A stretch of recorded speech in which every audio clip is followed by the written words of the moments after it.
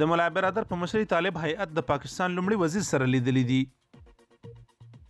د طالبانو سیاسي مرستیال او د قطر دفتر مشر ملا عبدالغني برادر او ورسره مل طالب هیئت نن د پاکستان لومړي وزیر عمران خان سره لیدنه کاته کړې دي.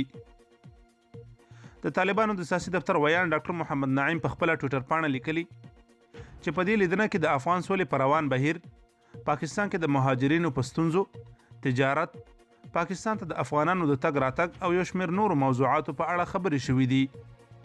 ډاکټر محمد نعیم زیاته کړې د پاکستان لومړي وزیر طالب هیئت ته ډاډ ورکړی چې د مهاجرینو د ستونزو لرې کولو، د روغتیا په برخه کې له هغوی سره مرسته کولو کې به هڅه کوي. د افغانانو د تګ راتګ په اړه په پاکستان کې د افغان بندیانو په اړه چې جرمونه یې سپک وي یا یې د قید موده پوره شوې وي، د هغوی د خلاصون لپاره به کار کیږي. په عام ډول به د بندیانو دوسیو څېړلو بهیر ته توجه کیږي.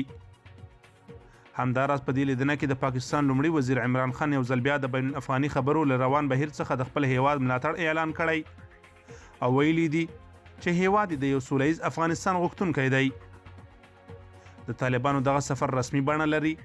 د کابل حکومت وایي چې د دوی په مشوره ترسره شوی دی، خو طالبانو تر اوسه د دې ادعا په اړه څه نه دي ویلي. تر دې وړاندې یې واضحه کړې وه چې د سیاسي او نظامي ځواک په حیث له ټولو ګاونډیو او نړیوالو سیالانو سره یې روابط یو مسلم حق دی.